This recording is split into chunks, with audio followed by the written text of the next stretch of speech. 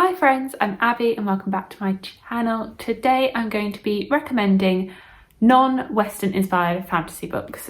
So fantasy books that don't pull from a Western influence. So whether that they pull from a Latin American influence or an Asian influence, or that is where they have pulled their inspiration from, and not the classic Western, generally European, medieval village castles fantasy, which I do really enjoy. I do love a Western inspired fantasy as well with the medieval village, but I also really enjoy fantasy worlds inspired by other continents and seeing other histories. So this is a little series of videos.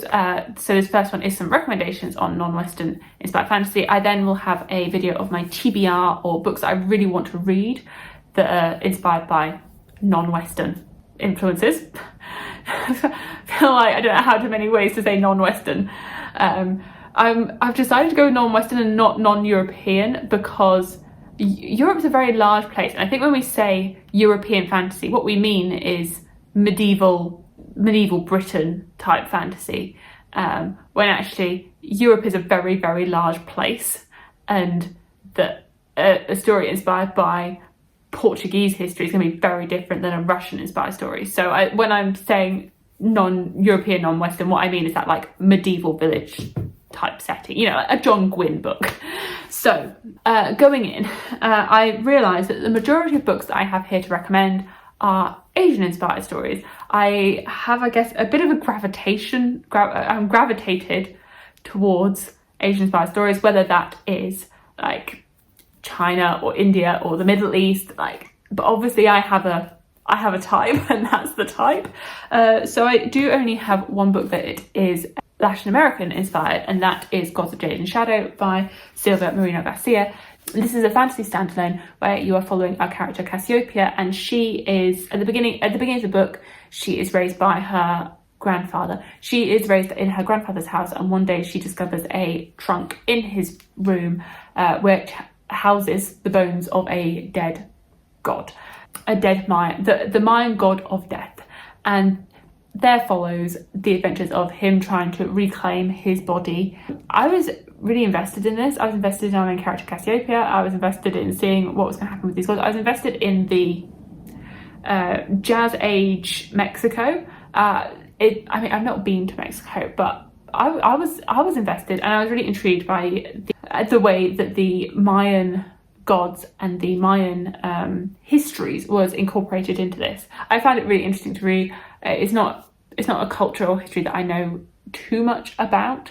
I feel like I'm very intrigued by both Mayan and the Aztec lore, history, but I really do not know that much about them, having never studied them so much in school. I would recommend this if you're after a fantasy standalone inspired by Mayan history. Okay, and now we're moving into more of the Asian inspired stories. So the first one, I've split this up into there's a theme running through this, okay? But this first one doesn't fit with the theme, and that is the Paper Menagerie by Ken Liu. This is a short story collection. And so you have different histories incorporated into this. I have recently read this and I really thoroughly enjoyed it. So you have some stories which don't really talk about the Asian diaspora or the Asian fantasy. It is a sci-fi story or a fantasy story, but there are quite a few that are set within Asia or set in America following immigrants from Asia. And so I really liked this, and I really particularly liked the stories which focused on the history, or that they were set in a historical time, and then you had explorations of that history but with a magical twist. These are generally like 20 to 50 odd pages per story, and I think they were so well done. He manages to pack such a punch within like 20 pages. I'm amazed. So of the other Asian inspired stories, I have some where it just really seems like there's an inspiration that I've pretty much called it like vibes, and then I move into ones where it is very like historical time period, historical influence. So hopefully that makes sense, that it goes from like vibes to actual, you can see the history inspiration. The first one I have here is Empire of Sand by Tasha Suri. This is a Indian inspired story. This is a medieval Indian inspired story following our main character Mir, and in this book you have these people that have magic, and Mia comes from, her mother came from this nomadic people with magic, and her father is a governor of this town, and so she feels like she is in between these two cultures, with what her father and society wants her to do, and then her mother's people and her mother's culture. And the culture of her mother's people is now sort of banned and prohibited, and she is caught one night performing this forbidden magic, and so she is forced into service to the emperor in the ways of an arranged marriage. So it does lean on the fantasy romance side. There is romantic in its subplot. I really liked the culture that was explored in here, the sort of these spirits and the setting of this very desert-like place that they are in. This is a duology, but the second one's like a companion story, and I think I might have enjoyed the companion story even more, but I really like them both. The companion story, again, it's like fantasy romance, but it's more of a friends to lovers romance, and I really enjoyed this. I'm looking at this like I really enjoyed this story. So yeah, I would recommend this. So the next one is The Bone Shard Daughter by Andrea Stewart. Again, this is vibes. I don't quite know where this is inspired by. I don't quite know what part of Asia inspired this story. So this is set on the word that I've really struggled to say, archipelago. And so you have all these different islands, which makes me think of like Malaysia, but it could be completely wrong and it's not Malaysia. You have this emperor that rules over these islands, and then each island has a governor. And at the start of this book, you're following the main character, Lynn, who is the emperor's daughter, and she is in training to become the new emperor, except she has lost all of her memories aside from the ones that she has from the past 5 years. And so she's trying to reclaim those memories.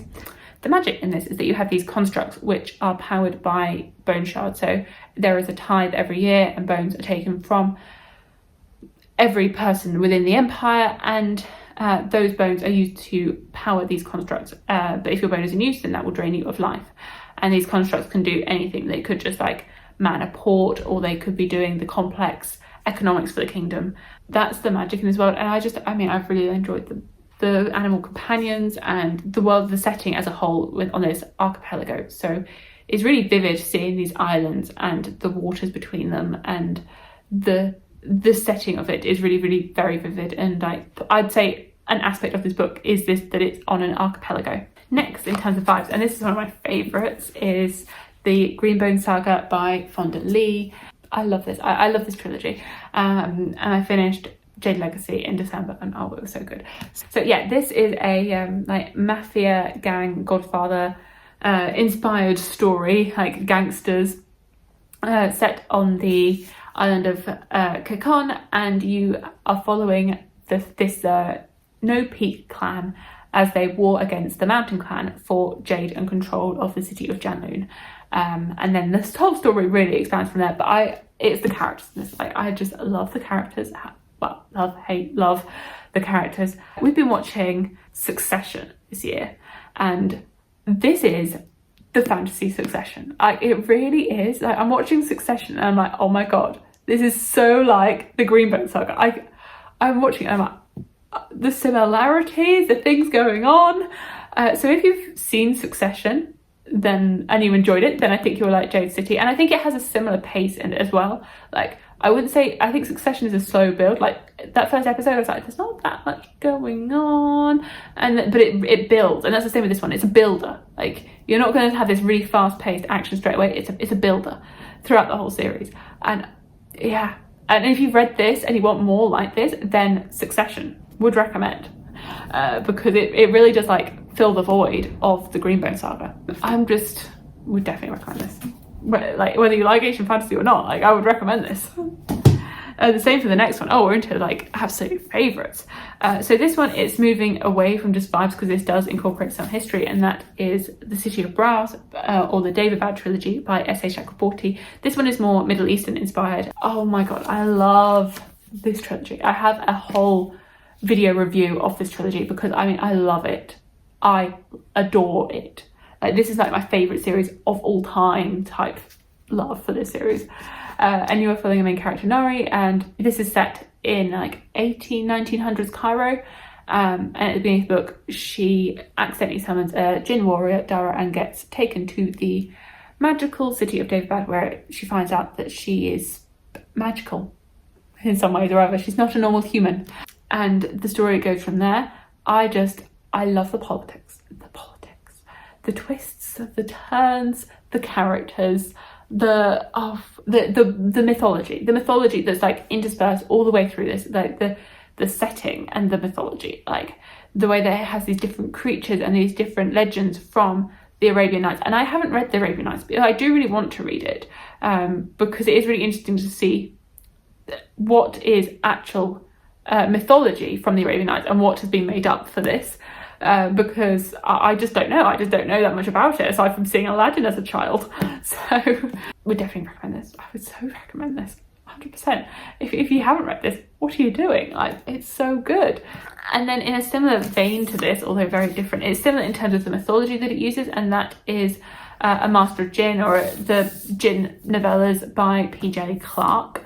It has the same setting in that it's Egyptian inspired, probably similar as well in terms of the historical period as this, but it's also very different because it is very much focused on a murder mystery type plot, which is why I think I prefer this, because although I love the setting and I love the mythology, I do just prefer like the more fantasy elements that we get in here.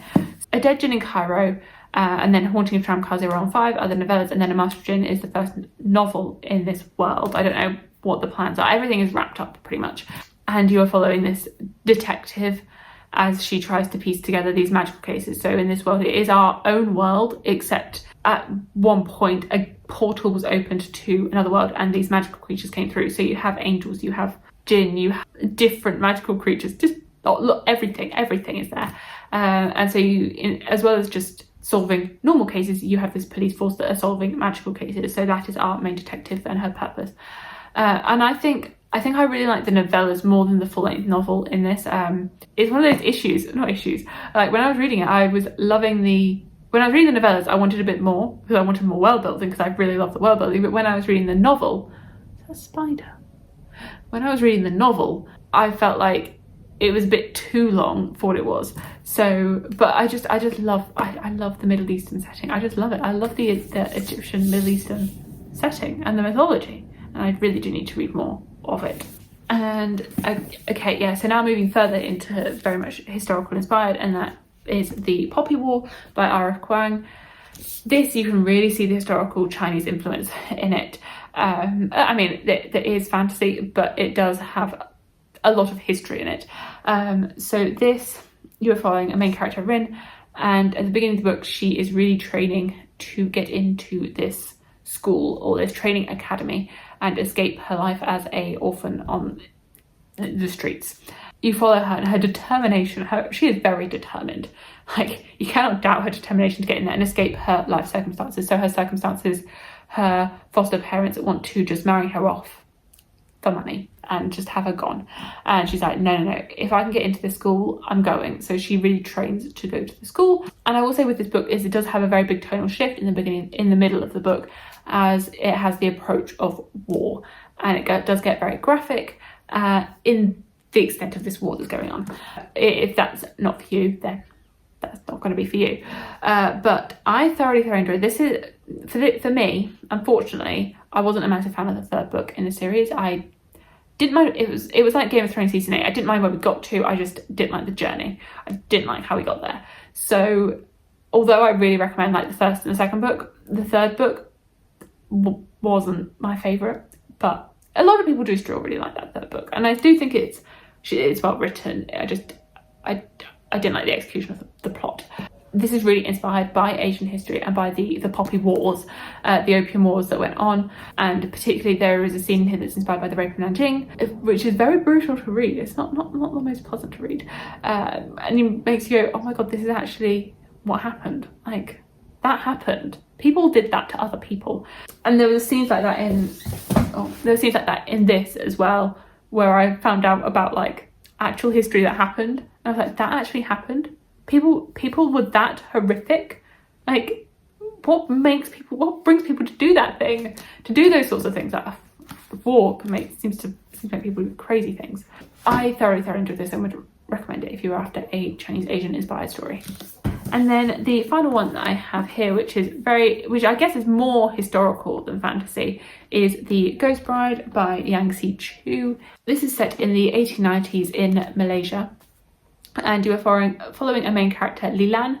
It's her being, I guess, proposed in marriage to this dead person, and so she was going to be his ghost bride, which was an actual thing, that people married dead people in the 1890s in Malaysia, which just sounds like a really bizarre concept. Generally, supposedly, when I looked this up, this was generally used for like concubines, to give them some status and give them like a place in society if the person that they're with had died.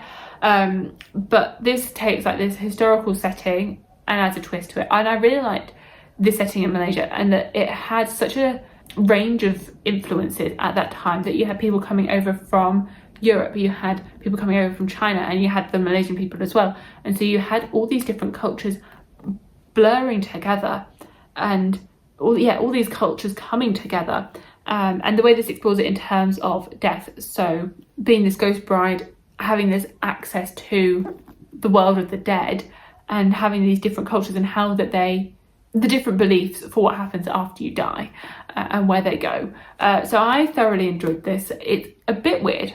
It's sinister.